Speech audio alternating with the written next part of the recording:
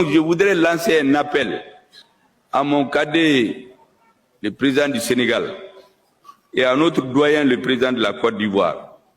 Il ne faut pas être utilisé par une puissance étrangère pour son agenda personnel. Demain, vous ne serez pas là. Demain, quand vous ne serez pas là, parce que tout humain est appelé à partir, il ne faut pas que ce soit vos traces que l'Afrique va retenir. Il ne le faut pas. Ce n'est pas honorable pour votre peuple. Et d'ailleurs, est-ce que les militaires de ces pays vont venir tuer leurs frères nigériens? Je suis sûr que non. Personne ne veut de cette guerre. Moi, j'étais surpris un peu récemment par une sortie de mon cadet Macky Sall. Vous savez, en 2018-2019, moi je suis beaucoup. Macky Sall a une conférence sur la paix au Sénégal, s'est interrogé. Il dit, mais comment au Mali, on est jusqu'à 15 000 hommes armés et le terrorisme continue de s'étendre? Personne n'a pu lui répondre. Vous voyez, cette lucidité est perdue cette année.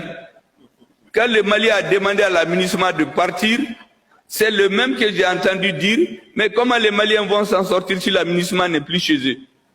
Mais il faut apprendre à être cohérent.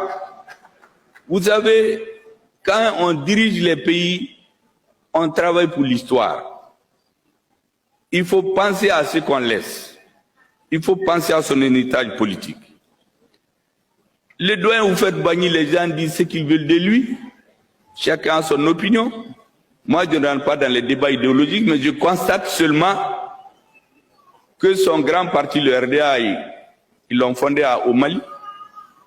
Mais plus, vous savez, à la veille de ce qu'on appelle la démocratisation, vous faites bannir à dire aux Européens, il les a mis en garde,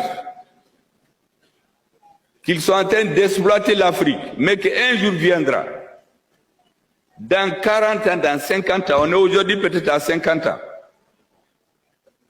que les Africains n'accepteront plus ce que les Européens sont en train de faire. C'est vous faites qui a dit ça devant des Européens. Et vous faites leur a dit qu'un jour viendra où on discutera non de l'acier, non du prix des minerais de fer avec les Africains, mais du prix de l'acier. C'est très important.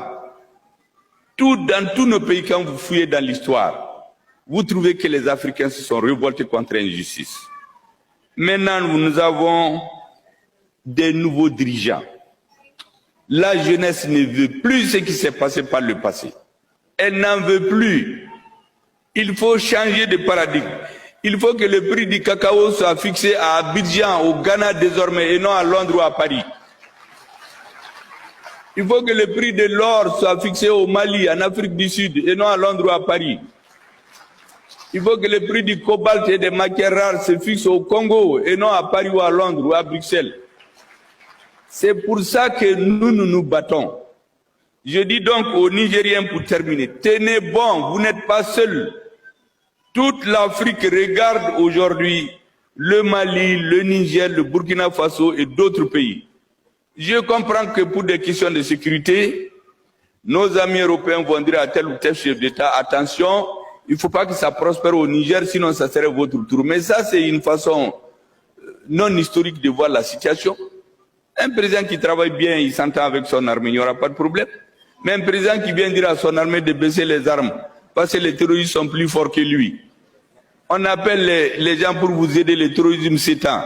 Mais l'armée est obligée de prendre ses responsabilités. Et je finis par vous dire que l'armée ne peut pas à elle seule prendre une situation en main. Il lui faut être avec son peuple. Les Nigériens sont majoritairement aujourd'hui pour le changement. Le prix de l'uranium, pourquoi on ne le fixe pas au Niger? Au lieu de prendre seulement l'uranium au partir. La Guinée, c'est un scandale géologique. Pourquoi on ne fixe pas les prix des matières premières là-bas? On vient seulement prendre dans des bateaux et aller le fixer ailleurs. Nous n'en voulons plus. Donc vous êtes nos ambassadeurs. Dites aux Africains, nous ne sommes contre personne. On n'est pas contre les Français, on n'est pas contre les Américains. Nous avons des amis, nous avons des citoyens maliens qui ont la double nationalité. C'est que nous voulons qu'on nous traite d'égal à égal, qu'on nous respecte et rester conforme aux 3 principes.